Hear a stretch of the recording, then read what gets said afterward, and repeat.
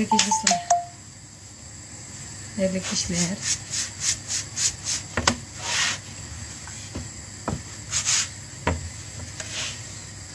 Neşe budrasız Instagram'da. Көп mu kışı? 85. 87.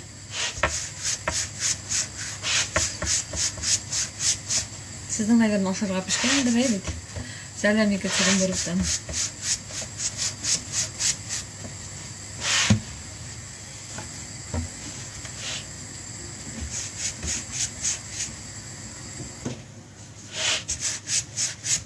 Selam. Ben bugün mantı pişirem. Tezligine.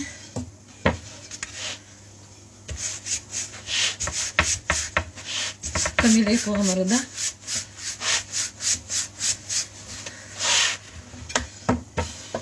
Bunlar nasıl açlıyor?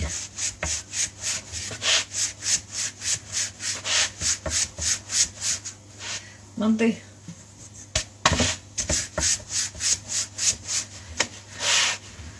Çok merak ederim.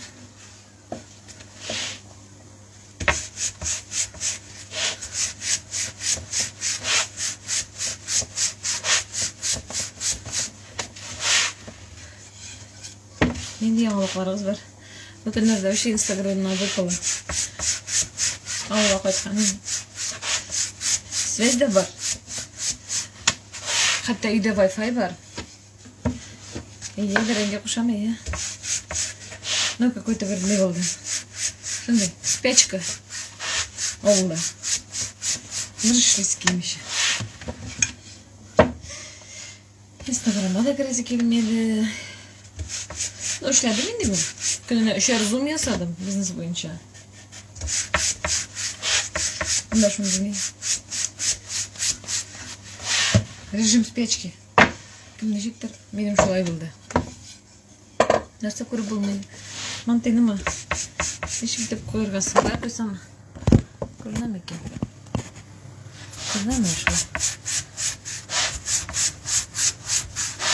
Kuruna mı şulay? Şulay kuruna mı?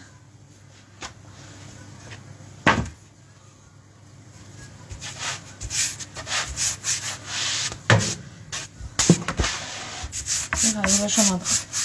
Bizim bugün kursunda было событие. Bizim Рамиля Антонова миллион сум ақша алды. 1 миллион сум премия алды. Сол оңайдан курсында біздің офиста событие. Макс кетті шул событиеға. Вот. Біздің командада 12 кіші номинированы шул премияға. Кстати, шулан бірсі Макс. Кызына кетіресіз ме? Ойға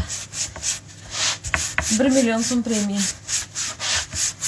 Рамиля Антонованың историясын білмейсіздер енді. Ғап-ғади ауыл қызады. Иногда айталар бет енді сіздігі телевизордан сөйлейсіз. Сіздің инстаграмдан білелер. Шоңа көре сізден алалар. Рамиля Антонованы телевизордан да сөйлемей. Инстаграмы да олай. Бик крутой түгіл. Но однако квалификация ДТ-2 и 1 миллион сум премия. Кызына кетіресің? 1 миллион сум.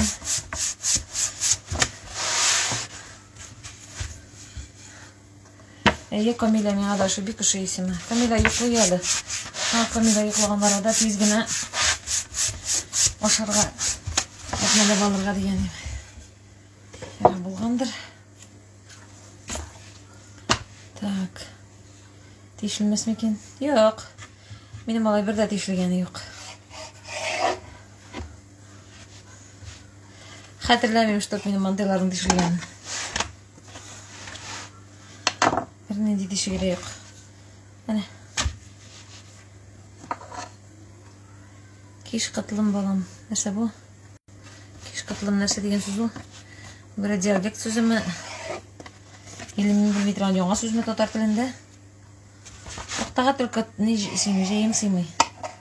Жайымым сыймай.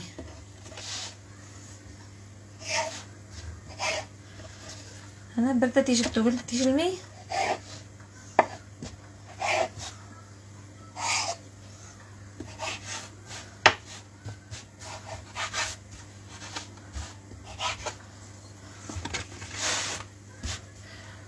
Вот шуңа күрә әле минекеләр аяз малайлары белән туган көн үткәреп йөри. Антома туйып кайтыр инде. Что это? Вот это. Хәзер ул менә буларны ясап кына куям, аннарысын синекен ясар дисеңме? Так. Только у тебя. А то у меня не справится. Тебе не справится, да? Да, у меня не справится. Так, осторожно, чтобы китай курма. Так. Убери Что это убрать? вот это. Убери. Манты пширем. Манты. Манты. Да. Ты любишь мантышки? Люблю. А? Люблю.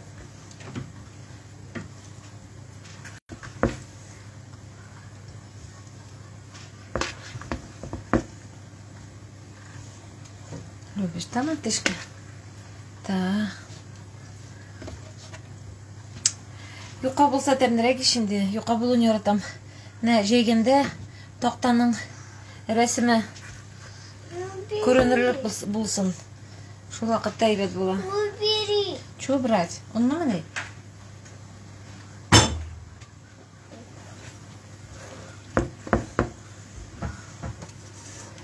Аяз әйе. Бик күп сөйләшеп бармый. Юкка барга елмаймый. Шундай ул. Әллә подростковый, әллә үзе шундай аңламасын.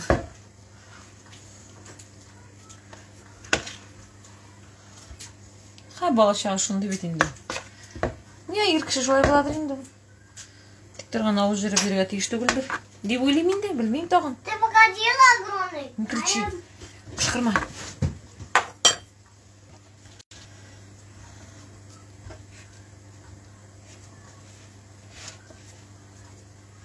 Менә шулай мантыйны ясыйм да, менә шулай тарелкага алам. Көнбагыш мае, як-ягын менә шулай иттереп майлыйм. Сезгә лайфхак, менә күрсәткәнем бар инде, чтобы мантыйлар берсе-берсенә ябышмасын өчен.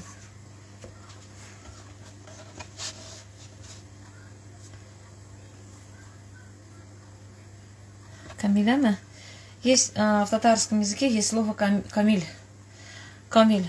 То есть это совершенный деген сүз. Вот камиля это же просто добавили букву А. Значение имеет совершенное. Амин, амин. Теләкләрегез өчен зур рәхмәт. Шулай булсын, бәхетле булсыннар, сезнең дә балаларыгыз бәхетле булсыннар.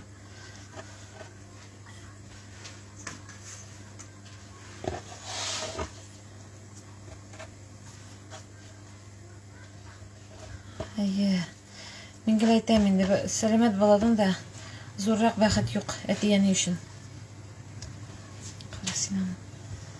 Мам, А сделай вот это. Я не могу пока, улым. У меня руки же, видишь, то в масле, то в муке. Шул. А знаю, я знаю, где делать муку. Знаешь, где делать муку? Да. Рахмет, рахмет, рахмет, амин. Сейчас скажу. Где делать муку? Скажи-ка. В мельнице. Правильно. Кем әйтте? Я сам узнала. Сам узнал? Кем әйткәндер әле? Только делай Безнең огромную. гаилә 5 кешелек инде. Делай огромную. 4 күкәй, 1 аш кашык, 1 аш кашыгы көнбагыш мае, тоз, он.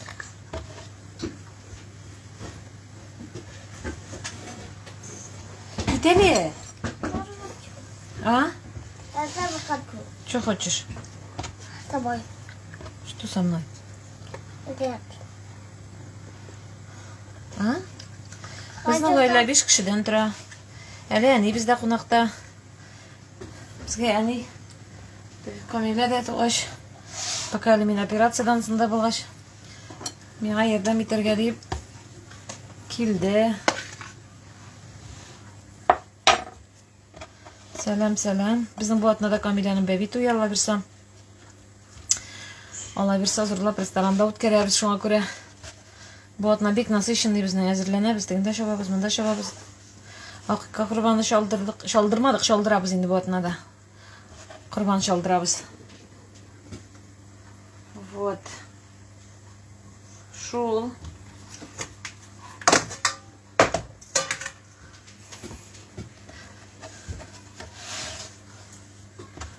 Данил, сенің мені ойағың маған мешать етті. Ішлерге. А? Где? Нигде. Мам, ну делай огромную. Так. А, что делать? Делай огромную. Круг, что ли? Да. Меня ее садым бетінде. А где? Ну, там кистім нету. уже. Кистім уже мен аны. Мына шундай квадратиклар кистім. Мына квадратиклар ішіне қойдым ит білән бәрәңгі. Келіп шықтым Да манты. эту можно же. Мына шулай мынада май салам тарелкаға. Это же можно. Әйдә мен мұны ясап бітірем тезген ахарда тегін білән обуен қайтқанша. Вот так сделай. Ну, пока не могу. Мына шулай итеп ясайым да. Да я. Ну-ка, тоқтали.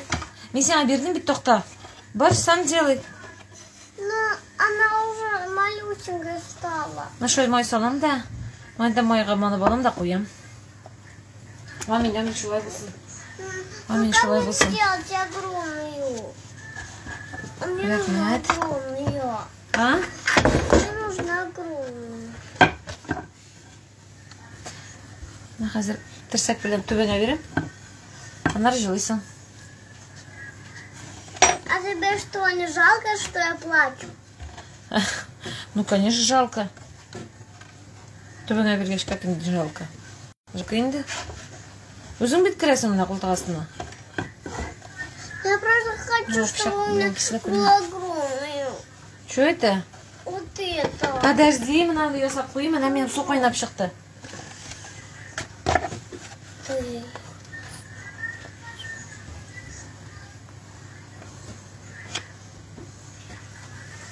Иди.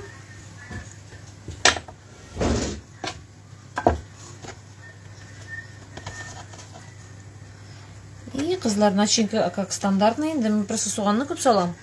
Қошақта бәрәңгені теркадан шығарып салам. Әне ярадам дей, турап дей. Өзі бәрәңге турап қойды. Бүгін бәрәңгені турап ясадық. Мен бір үш бәрәңгені теркадан шығарам да шолған айтып ясым. Не обиделся. Аның тоқыран тәубәсі ол қазір 5 секундтан келіп жетті.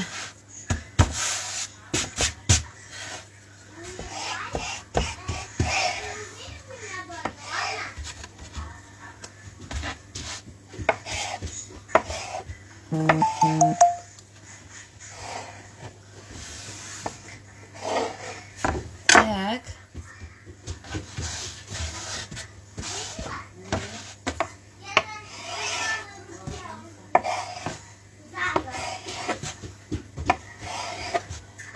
Мам, покажись. Ау. Хочу показаться.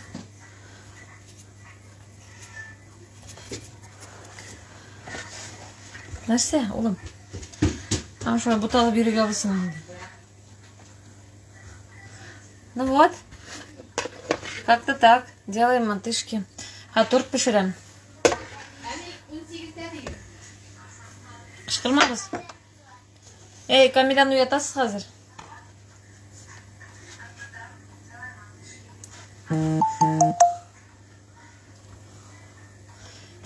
Әне тегінде қышқырып отыр, әне 18-де деп етті. Ол тияқта қазір прямой эфир қар екен әне. Қызлар, бұл кофточка түгіл, бұл нашундай штанишкасы білән ұлны. Нәрселі? Пижама. Пижама Лейсан Лукманова. Ана клевер деген өзінің кебеті бар. Менің менеджер өзі Рыбнослободский структурный. Вот. Обычно менің мотор пижамалар білі ол обеспечивать ете. Рахмет құтлауларыңыз үшін.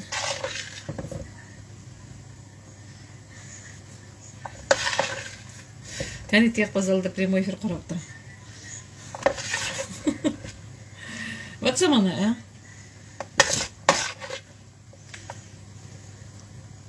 Қашақта Макс мені спальнидан шақырады. Мен ешітмесем шолтырады. Мен кетем, бір шатыр телефон іздеп. Эзләп табам, кем шалтыратам икән дип. Качакта шулай була, мат шалтырата. Мен лучше былай гына кычкырсам, әйтәм, мин лучше спальня туры кырыйм. Лейсен Клевер. Так. Интернет-магазинында аның. Лейсен син монда түгел малай булай. Окманова. Лейсен. Бик матур. Бүгін офисқа Макс кетті, мен Камиля белән. Ой, бик ұзаққа бара алмыйм шул. Макс офиста. Сіз офиста түгелме, Рамилевна официал. Бүгін біздің әйткенімше офиста бик зур мероприятие. Біздің менеджер Рамиля Антонова получила бонус. Компания одна из первых получила. Біздің бар шундай программа называется «Миллион на мечту». Когда закрываешь квалификацию ДТ, за ДТ деген квалификация бар. ДТ квалификациясын япкач. 10 айдан соң компания 1 миллион сум акча бирә. Вот Рамиля ул акчаны алды. Февральда как раз. Вот так вот. Нишләп офиста түгелсез. Офиска барырга кирәк. Офиска йөрмичә торып, бизнесны үстереп булмый, тем более событияларга йөрергә кирәк.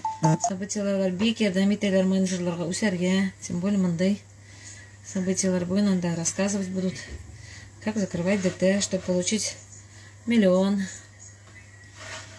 Торт обычный, бисквитный торт. Аларга шундай бисквитный торт ошый. Бисквитный торт. Хәзер пушистый бисквит ясыйм да. Сливкины тугылап, миксерден кремен ясыйм да, шуны сылап коям. Менә була торт. Бик җиңел һәм бик тәмле. Я что делаю? Я делаю мантышки. Так. Поэтому кому нужен миллион? Кому нужен миллион? Пишите. 1 миллион рублей. Унайда кайсы работодатель 1 миллион сум не бирә, премия бирә. Унай эшләгәч за хорошую работу. Покажите мне. Есть такой работодатель, который дает 1 миллион рублей за хорошую работу? Я знаю, есть. Хотите заработать 1 миллион через 10 месяцев? Или мы, как всегда, в это не верим? У нас же так? Мы в это не верим. Проще не верить, чем работать. Мен грешуладим. Эй, шалмы тебе уже нравишься?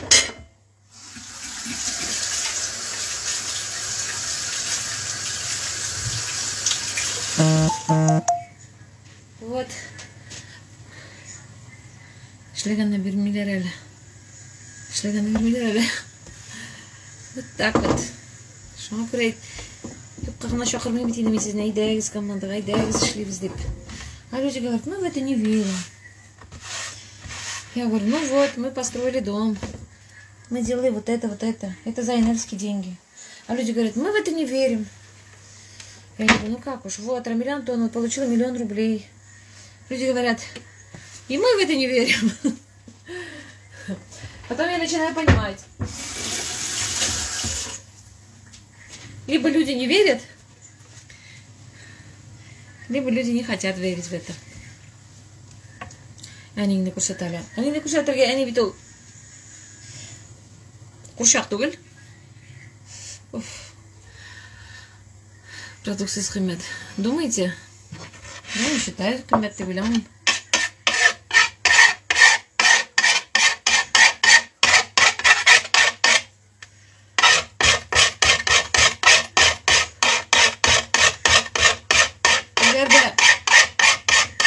Продуктлары пятерочкой ашанышки вита сатылса, анда ул сатыламый. Почему? Потому что анда йөргән халык кабык кибетләргә не могут себе позволить такой продукт, потому что анда уже 120% кыйммәтрәк булган обычный кибетләрдән. Потому что товар производительдән кибеткә барып җиткәнче 120% каларта. А эне продуктлар туры производительдән покупательгә килә. Вот. Шуңа күрә, ну, в этом надо разбираться. Былай гына күрәк түгел, ну, әни нисә ул?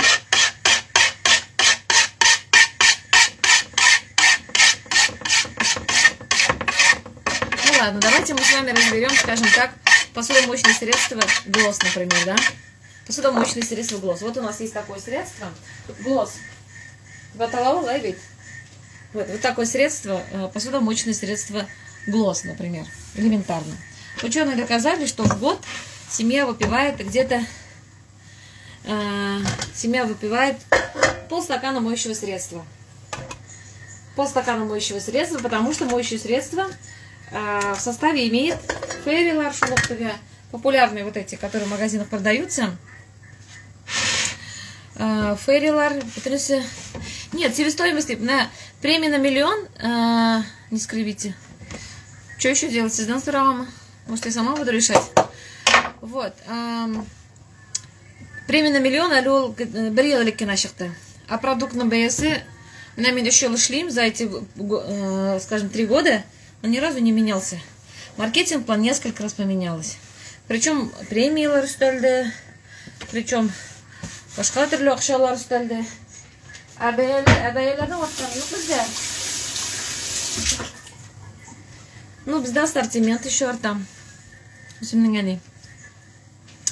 Вот, например, Глосс. Давайте я расскажу. Например, посудомоечное средство Глосс, например, да? Он стоит 310 рублей. Ферри столько стоит, я не знаю. Я уже 3 года не пользуюсь Ферри, да? Сколько стоит Ферри? Ну, да, 500 миллилитров. Ферри кубметра. 500 миллилитров. Ярта литр Ферри. Ферри где-то, ну, может быть, наверное, около 200 рублей, наверное, ведь. Бик жатный дилер. Ой, меня кәрсәгенә демиләр. Хотите верьте, хотите нет. Меня бик жатный дип әйтәләр. Меня бик усал дип әйтәләр. Меня кешене отравить итә дип әйтәләр. Шуннан соң бик күп әйтәләр инде. Шуңа күрә ничек әйтим инде? Мин андый түгел дип акланып утыра алмыйм инде. Ышанган кеше ышана инде, ышанмаган кеше ышанмый. Вот. По акции 70 рублей? Не, 70 сум түгел инде. Вы чё уж? 70 сум түгел. Менә кибетләрдә перекрёстокларны иләрдә мин күргәнем бар. Ну, где-то порядка 150-180 шултиря, наверное. Где-то вот так вот. Вот. Менә уйлап карагыз, әйме. Ул ниләрнең ферриларның составында есть такое, как бы, вещество называется анион ПАВ. Анион ПАВ очень хорошо смывает жир. Он прям очень хорошо смывает. Но вот этот анион ПАВ, он смывается только... Ну ладно, есум булсын деп алайык. Ладно, есум булсын. Анион ПАВ смывается только 90%, 90 градуслык кипятокта гына. Менә әйтегез әле. Ни өчен менә сез 90 градуслык кипятокта посуду жумыйсыз? Потому что кайнар. Кул белән кипятокта табак салып жуып булмый, әйбит. Естественно, ул менә бу Ферри 40 сум. Хамза бер кызык әйтермен, я 40 сум дигән. Ладно, искә төшерсез, ладно, бер кызык әйбер сөйлим. Вот. Ну ладно, 50 сум булсын. Хрен с ним, пусть будет 50 сум булсын. Ладно. Мин үзем күргәндә сөйлим бит. 40 сумга, 50 сумга мин Ферри күргәнем юк просто. Вот, шуннан соң, вот этот анион ПАВ, он смывается только в кипятке. Без кипятокта жумыйбыз. И вот этот анион ПАВ, он очень активное, агрессивное химическое вещество, которое убивает наш мозг, наш желудок. И в конце концов, менә игътибар иткәнегез бармы сезнең? Посуданы жуасың, әйбит, ул не смывается, он исседә бетми. Менә ул какой-то бер пленка булып табак савытта кала. И вот, аннары кире чәй эчәргә утыргач, сез бит инде чашканы аласыз да, чәй ясыйсыз кипяток белән, һәм теге анион ПАВны чайкатып нишесез, чып куясыз. Әйме? Вот. И что я хочу сказать? Поэтому ученые доказали, и слюнные динозавры. Да, слюна динозавра. Вот этих динозавров, кстати, у нас еще выращивают. Вот. Дальше. Менә хәзер чып куясың бит инде, анион ПАВ. И поэтому ученые доказали, что в год среднестатистическая семья из 4 человек выпивает полстакана моющего средства. Это и дети выпивают, и взрослые выпивают. Ну вот, потому что он жулмый. И теге кол белән генә жуган посуду белән аны жуып бетереп булмый, естественно. Вот, в конце концов, появляются всякие там кожные заболевания, разные онкологические заболевания, потому что это чистейшей воды химическое средство. Анда айтар бір каплясы, там сколько тарелок жуырға жетеді. Естественно, жейді. Аның бит состав такой, ядреный. Вот, шуннан соң, на хазір ойлап қарағыз, Ладно, давайте, пусть будет 40 сум. Нет, подожди-ка, он себя бітірмелі. Ладно, 100 сум болсын, 60 сум болсын. Разница сколько там? 200 рублей разница. Мына бұл средства бізге где-то, біздің семьяға яқынша, ой ярым 2 айға жейді. 200-ні 2 айға бөлсек, 100 сум. Подожди, улым, подожди. Мына, бәрді ма башыңа? Не больно. Не больно? Осторожно. Вот. Вот, шуннан соң никасы да шул индалар, бір нейден ағзалар индаларның. Дальше, там есть анионпав никасында, это же не биопродукт. Дальше, харку залына кетірігіз. 100 рублей в месяц. 2 айға 200 болса әнді переплата ойға 100 сум. Мәне айтыңыз әлі, 100 сум. Это такие большие деньги, да? Или же кто-то говорит, ладно, енді бар-бар улясы енді. Ладно, енді бар улясы енді. И ой сайын, күн сайын продолжать своих детей и себя кормить анионпав. Потому что 200 сум сэкономила. На уляп қарағыз. А когда келіп түртілі, ширлер, хартірлі, Да, бір тапқыр глосла жуған кіші, это точно, меңа бір опам езған. Но Замира сен мені подсадил бұл глосқа, башқа білен жуасы келмейді. Әнем әлі бұл қойтқанда да, әне меңа шылтырата. Теге табақ сауатшы отырғына бірін тығып қой, теге табақ сауатшы отырғына бірін тығып қой. Ансыз қойтасы бұлма деп. То есть, міне бір жуып қараған кіші аны біләйінді. Вот, почему я говорю, міне шул яқтан ойлап қарасаң, сэкономили вы там 100 рублей в месяц. Вы шухатлык байып кеттігізме. Көпіні организмға зиян келе. Көпіні организмны кіші утырта шуның білен. Это же ведь уже, получается, лучше я сэкономлю 200 рублей, но я буду продолжать пить анионпав деген. Это, конечно, сәлем. Это, конечно, ваше решение. Пожалуйста, я же ничего не говорю. Олғыз. И фэри 40 сум деген. Хазір, давайте вернемся. Фэри изначально это европейский продукт, это европейский продукт, это не российского производства, ведь не Procter & Gamble, это Германия, Андайнджин, Халден Шолдерстер, Ферентеген, и это очень популярная это фирма Procter & Gamble. Когда мы были в Испании, мен битинде чемодан юғалды битинде біздің Миланда чемоданыбыз юғалып қалды да, біз Испанияда біз чемоданы үйріп қайттық. Шына қазір битинде 6 жуырға керек, біз битинде 10 күнге барған ек. 6 жуырға керек.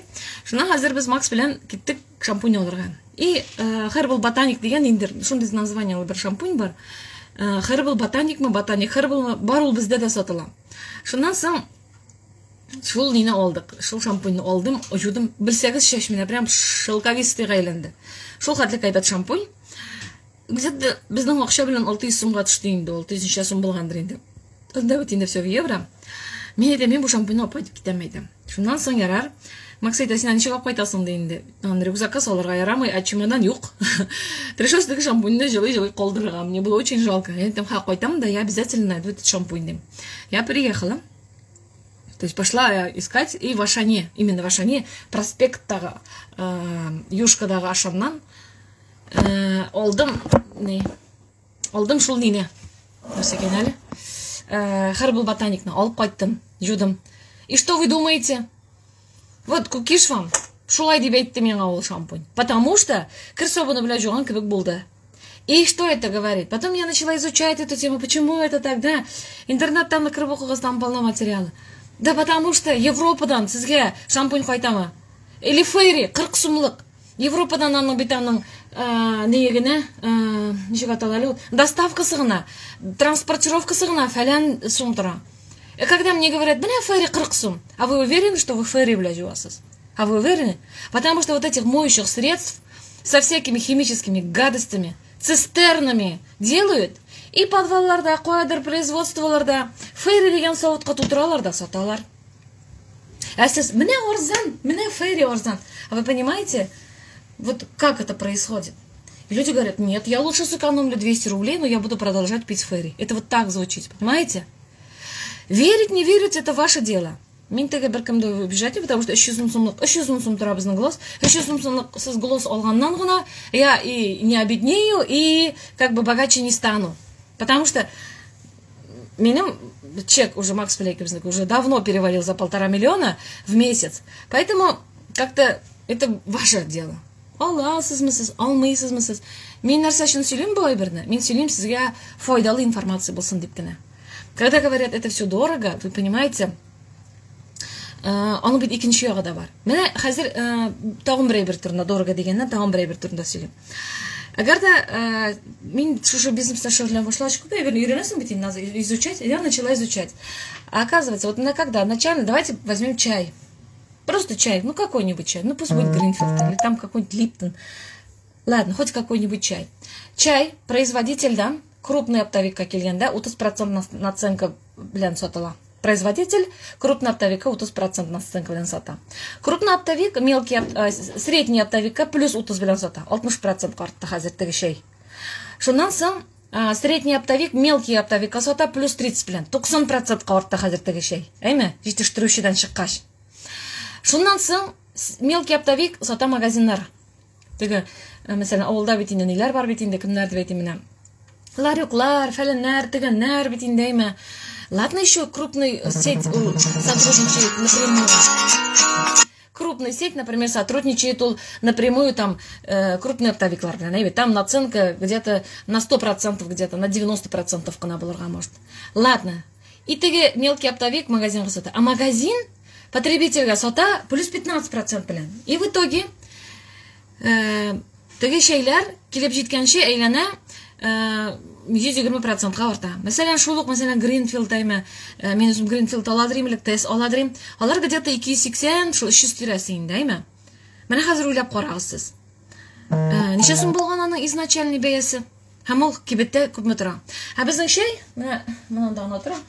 Мен авылга кайткач, менә әнигә әйтәм, мин бу шәйне эчә алмыйм.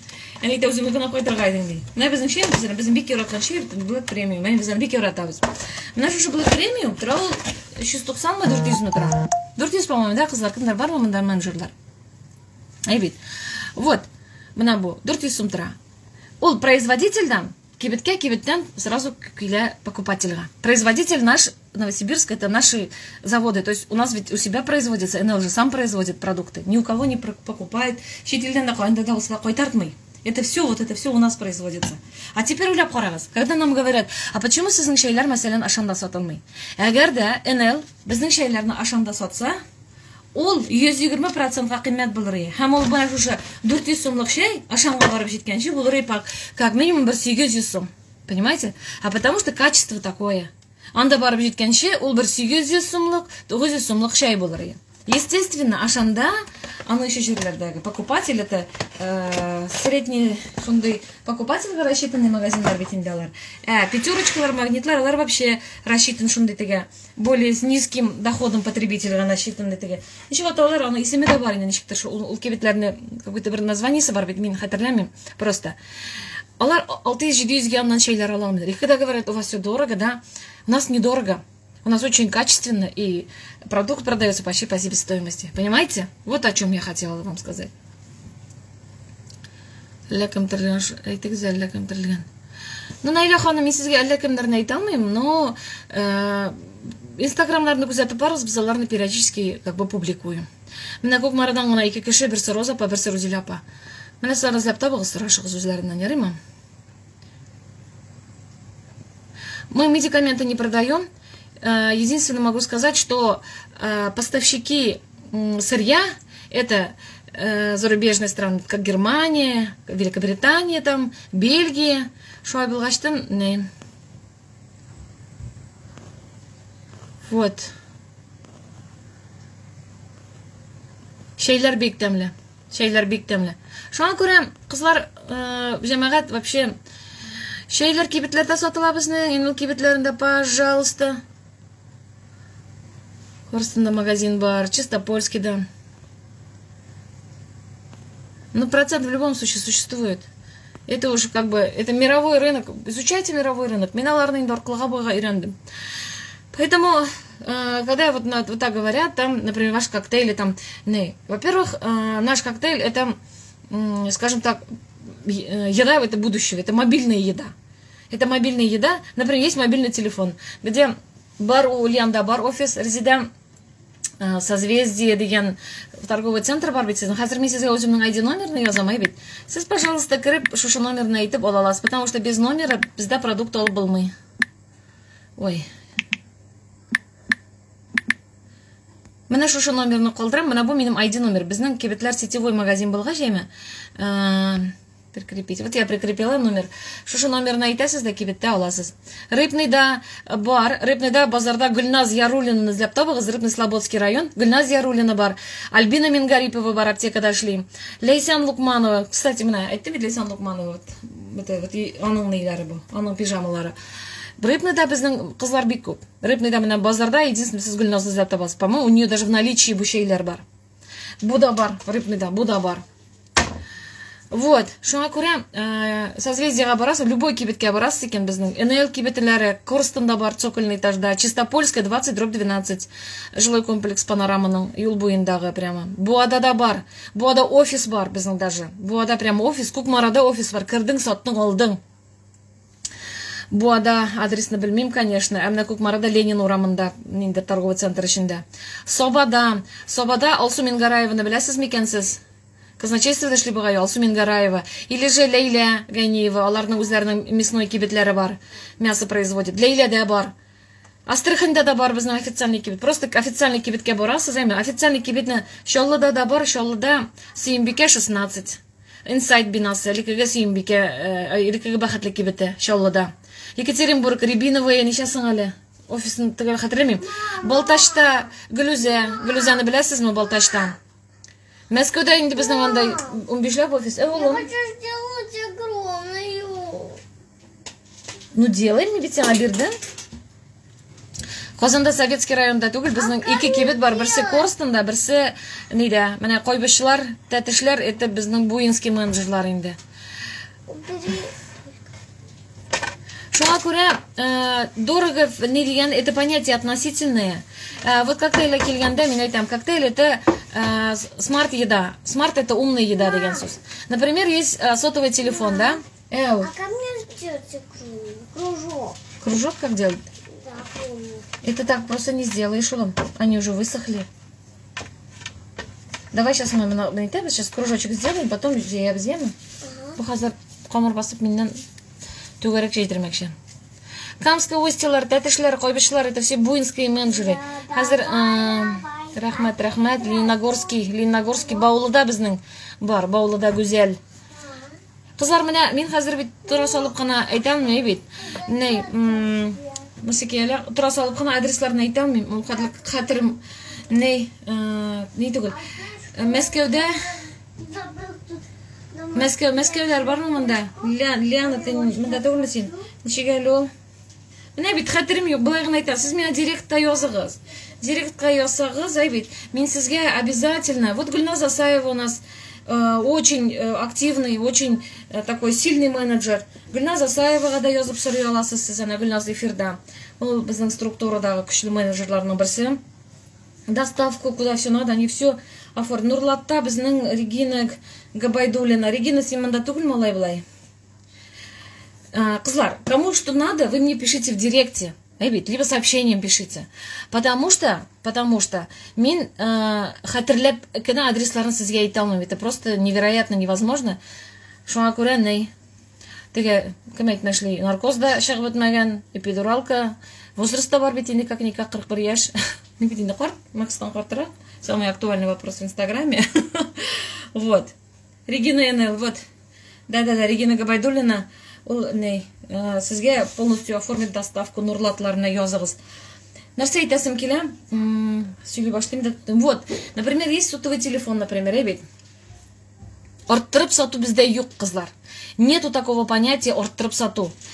У нас есть, мы работаем по программе IDC. Что такое программа IDC? Это когда единая цена дигән сүз. Компания продукт кадәяны куя, и бер генә менеджерда киметергә дә, арттырырга да тиеш түгел. Это как бы карается как бы законом компании, да? Мин белән теләче кызлары, по-моему, кемәле теге рецептлар белән Рафиләмәле, аның кызлары теге, алар яраталар, обычно киметеп сатырга 50 сумга, 100 сумга киметеп сатар. Но халыкка нәрсә инде арзанрак икән, арзанрак теге, чтобы это как бы привлечь клиентов.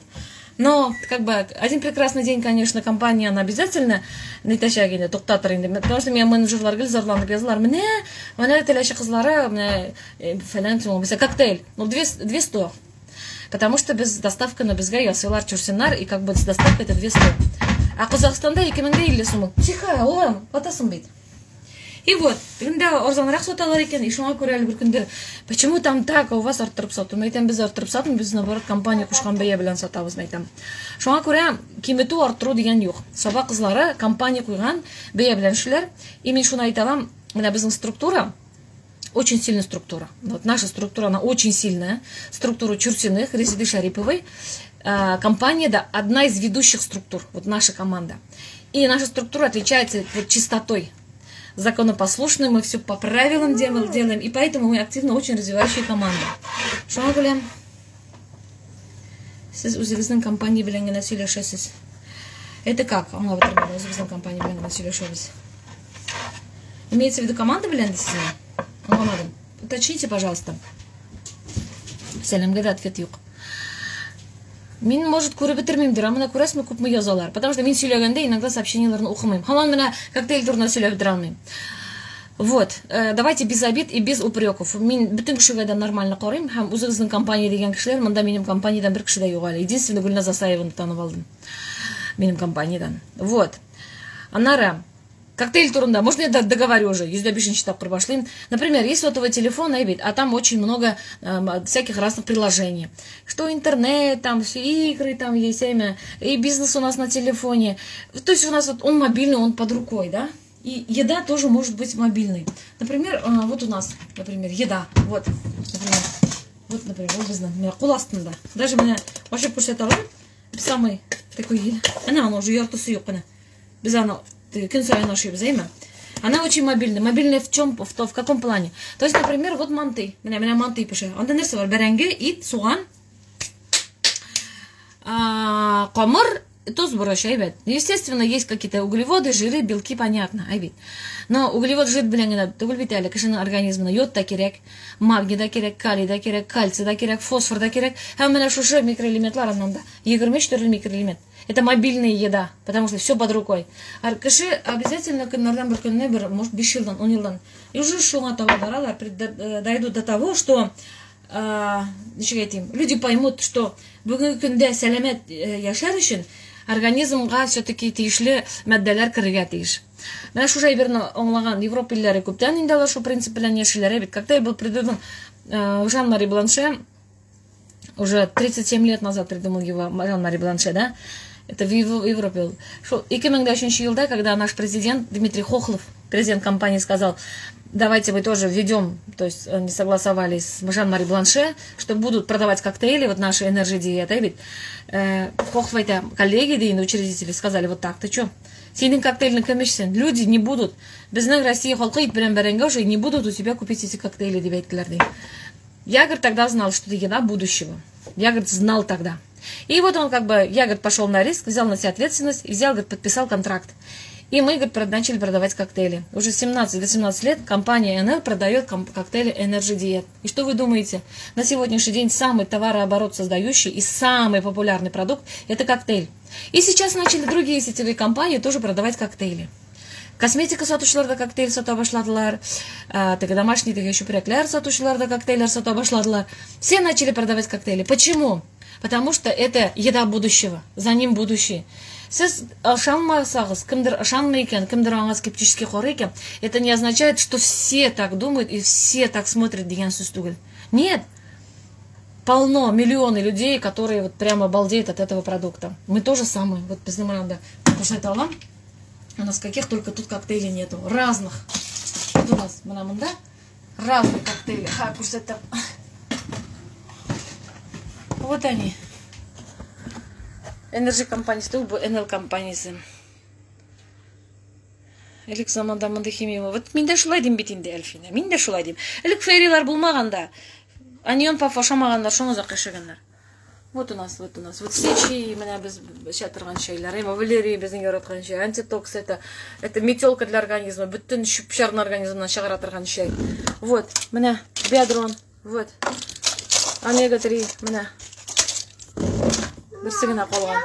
Вот Макс безнең детокс үтә как раз 3-й этапына, 3-нче этабы. Подожди, вот я делаю. Вот Макс яраткан кофе. Мин буларны эчәм. Вот яңа гына чыкты менә булар. Вот детокс, вот Defender, без Defenderсыз. Кемдер вирустан ничек сакланыр, без Defender белән сакланабыз. Уже в течение года пандемияшын. Банановый, мы безнең аязның яраткан коктейли. Вот, в принципе, вот коктейли буларны без инде үзебез белән кыстырып чыгып китәбез, кисәгә салып. А я разные люблю. Да. Вот, разные. То есть, вот это все, вот, у меня Данил на коктейле, едешка. Данил на курнамысы, вот, детский коктейль. Шуңа күрә, безнең әле монда да полно. Монда да безнең полно, энелныкылар, менә чәйләр, вот эти все энелские чаи, менә булар. Гречишный чайлар, вот зеленый чай, улонг. Ну, что хочу сказать, когда говорят, сами не пользуются, да, ведь, это, не. Ну, ладно. Химия, можно иногда. Но, понимаете, без химии, человек вообще состоит из химии. Вот вообще человек состоит из химии. Человеку нужно железо, йод, калий, кальций, фосфор, магний. Там еще целая таблица Менделеева. Даже то, что мы дышим, воздух, это тоже химия, Альфина. Конечно, извините, но вы должны понять, что мы вообще химия арасында яшибез. Химия рознь. Есть органическая химия, ребят, химия. Есть еще у нас какая неорганическая химия, есть, органическая химия это то, что нас окружает. Даже йофраг, йофрага, это тоже там фотосинтез, это там все, что происходит, это химия происходит там. Понимаете?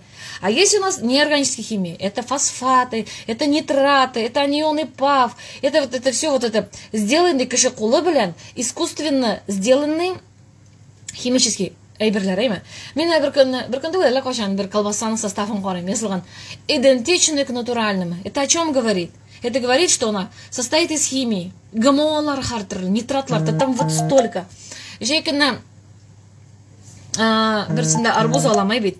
Бер арбуз кыйммәтрәк, берсе арзанрак. Мен әйтәм, а почему этот арбуз у вас дороже дигән? Но это без нитратов ты. То есть они даже не скрывают, что есть с нитратами и есть без нитратов. Понимаете? Шуңа күрә химия ул коктейльдә гына түгел җаныкаем. Химия аны колбасада, тортларда, печеньеларда, да полно везде. Вот менә кемдер күчтәнечкә алып килгән. Менә анда бит. Эх, кузакаем курсе, печенье. Я уверена, манда нәрсәгә юк. Давайте я сейчас очки принесу. Сейчас.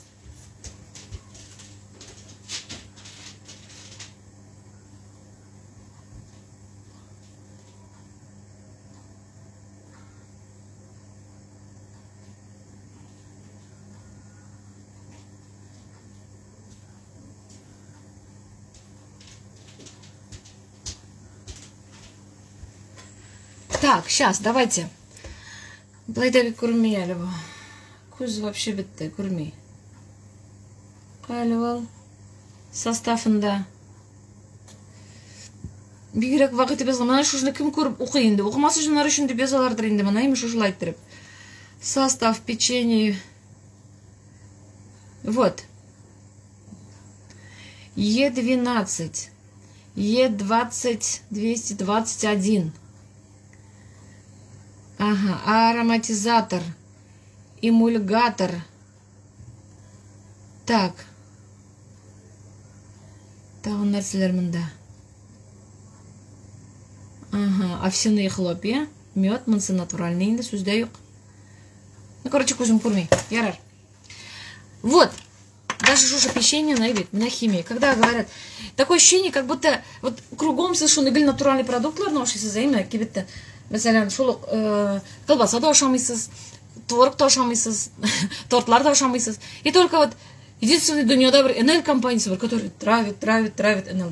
Но тем не менее люди выздоравливают. Я по себе могу сказать. Например, у меня 3-й роды, я перенесла легко. Я восстановилась быстро. Я пила коктейли и пью, продолжаю. У меня были очень хорошие анализы. Вы на это что скажете? Ну, хотя я знаю, что вы скажете, и не буду дальше продолжать эту тему. Так, Ерунда Сулейбетаса, Сулейманова, Фирдауси. Ера Фирдауси. Ерунда. Да, с бергамотом, кстати, менде яратамыз, жеңі біздің неде, Орловкадан. Так, как дела? Хорошо. Все это ерунда, коктейль ничего не дает. Вы, наверное, надо где набрать, тогда денег будет. Каримова. Қоян келіп шықтығысыз, Каримова. Вы же всем сейчас только что глаза открыли. Хорошо, что вы есть. Спасибо вам большое. Рахмет. Бір банка коктейль, Нива секс. Нәрсе деген сөз бұл? Қаласа мен анам халяль. Бір блогер НЛ помогать етмесе де помогать етер ерге құштылар дейді. Ондайлар көбейінді ол. Кіші құшқанды сөйлеп жүрішіні таңлаған кішіні айтыр еменді. Кішіні өз фикірі болырға тейір. Чай люкс булышмады. Сізге, значит, детокс керек болған. Ну, натуральный колбаса, который сами производят, я об этом ничего не говорю. Так, Каримова. Эльда Симбораль, Димитин, обычно идет пальмовое масло или рапсовое. Ну да.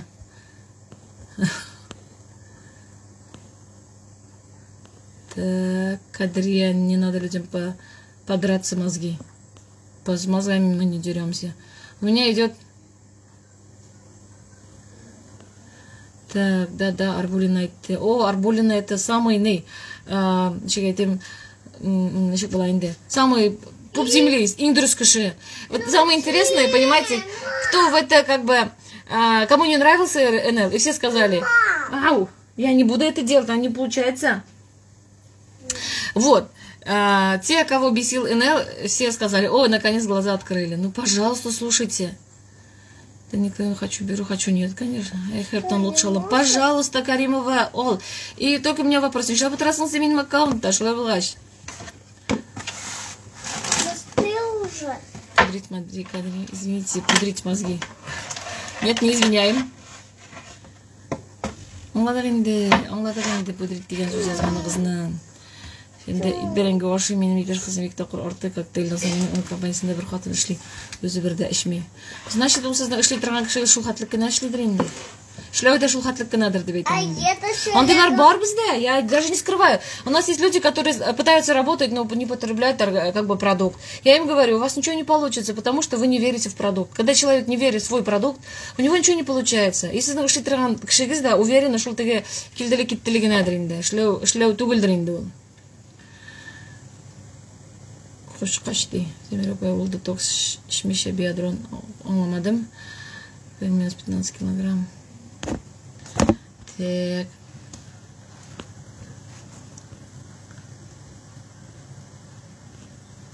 А вы откуда знаете, кто я?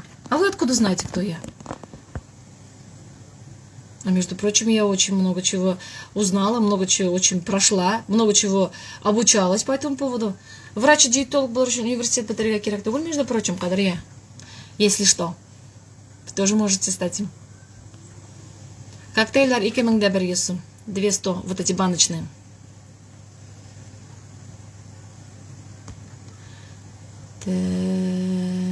Реклама, Рахмат.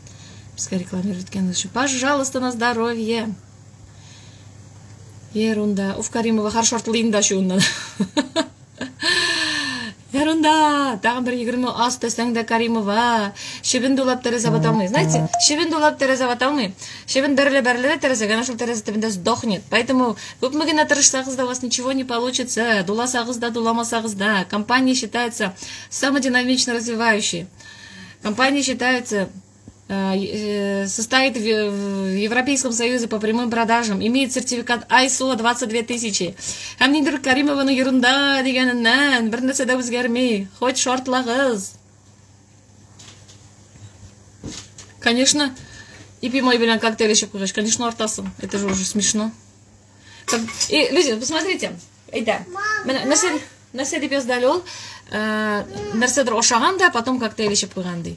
А вы не думаете, что ол тозарған ошағаннан, а коктейль ішіп қойғаннан түгіл? Потому что когда ты кушаешь, бір отырғанда 5000 килокалориялық әйбір ошысың екен. А куда? Естественно, тозарасың. Кіші... Да, олам? Палка, вот. Ты не такая. Для детей нету. А, ты маленькая, что ли? Сейчас, да. Например, люди пишут, например, вот, поняшыл ошағында коктейль ішіп қойғанда тозарған. Сіз өзіңіз yazғанда зара контролировать етегіз, енді yazған әйбірігізіне. То есть ол фәлән әйбір ошағанда, ключевое слово, фәлән әйбір ошағанда. Потому что кіші фәлән әйбір ошағаннан тозара. Имейте в виду. Драйн можно.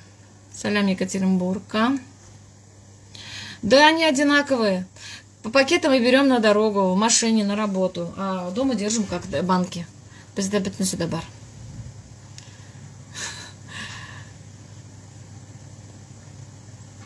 Ну, я за Антонову и за Резу Наилевну не могу ответить, тем более ты алтыйск шуалдан дайбит. У каждого есть свои как бы личностные пространства бар. Если сейчас я буду Антонову и Резу Наилевну здесь обсуждать, это считается гайбят. Вы можете напрямую узлер на Йозерга и как бы получите прямой ответ. Вот, я могу только отвечать за себя. Я после ребенка где-то 11 скинула. Ну, пока я кормлю, есть такое вещество, когда ты кормишь пролактин, и пролактин человеку вот, кому-то помогает худеть, а кого-то тормозит. Но я человек как склонен к полноте, мне пока тяжело удается. Я пробовала низкий гликемический индекс продукт как ушкеним, мен была он тамагы төймей башлады. Ага, уянды. Тамагы төймей башлады. Так. Шуңа күрә, опять-таки, приходится углеводный продукт ларошарға. Вот, коктейль шире, я выханасы, тен сослуч. Ага, минем Камиля уянда. Все же, магад, мне надо будет закругляться. Я еще раз сказала, я никого обсуждать не буду в прямом эфире. Эти вопросы задавайте Резина или мне. Она же в доступе, она вам сама может прекрасно ответить. Вот, коллаген стоит 1300.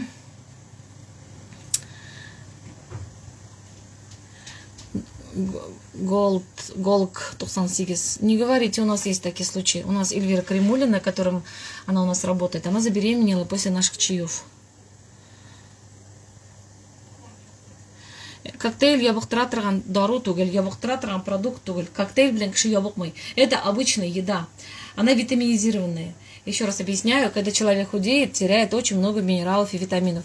Жир локально не уходит, с собой забирает полезные минералы. И чтобы тен осылынмасы, түшмәсін үшін, тен тересі, шәчлер қойылмасын үшін, чтобы дисбаланса минералов не было, мы советуем, я не знаю, үзің бітлесе қой бітресің ножницыны, она меня сұрысын. Вот это дисбаланса минералов не произошло, мы советуем 1-2 как бы приема пищи, коктейли. Вот у меня сейчас 3 группы худеют, если бы вы видели. Меня шунды нелер язалар, меня бірсі язды. Иттәшкә үзем белән иремне дә керткән инде. Хәзер кайдыр эшкә китә ди. Эшкә китер аны анализлар алалар ди инде. Сахары төшкән ди. Тагын нәрсәсе анализлар әйбәтләнгән ди. Шунда сөенеп кайткан ди. Вот, кеше бер генә атна минем проектта утырганда бер генә атна иде әле. Они очень хорошо худеют. На сегодняшний день у нас 3-я неделя пошла. Где-то порядка 3-5 килограммов минус у них уже. Все равно укымадым. Укымагамындыр, потому что бик күп язасыз. Я стараюсь всем ответить, потому что сейчас мне надо идти, мне Камилюшка проснулась.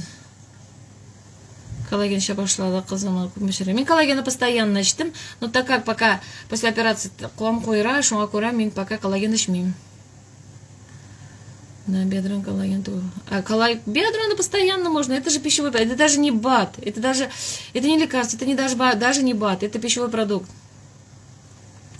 Гадәттән ашар дип утыра, упаковкасында күрмәгән кешеләр. Юк, аяз буслары белән туган көндә әле. Дефицит.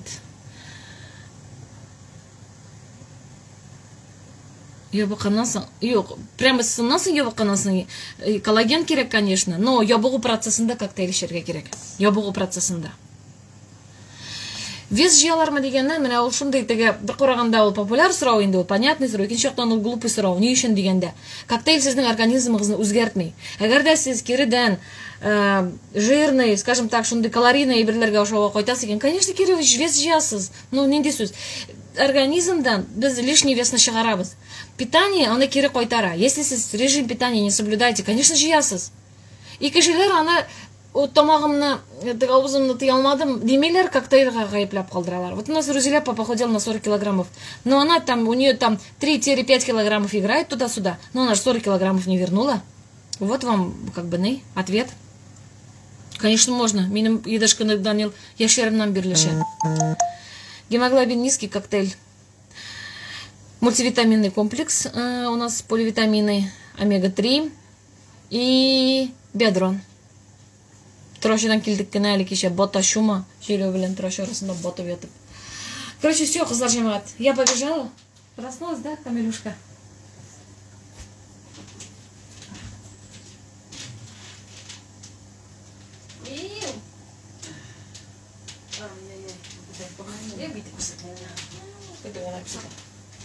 Все.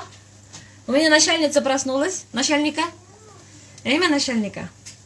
Халяль, біздің сертификат бар мирового стандарта, то есть международного стандарта мирового дейсің.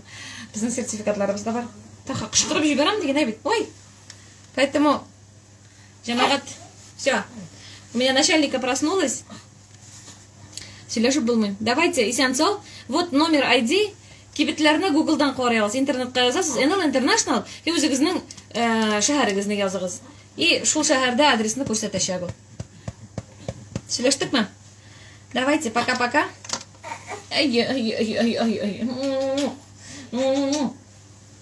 Менің малтыйда пішіп шығадыр енді. Әлі оязға торт тапшырасым бар. Камиля уянды, торт болмады енді ема қызым. Ладно, давайте, Исянцел. Пока-пока. Всем пока.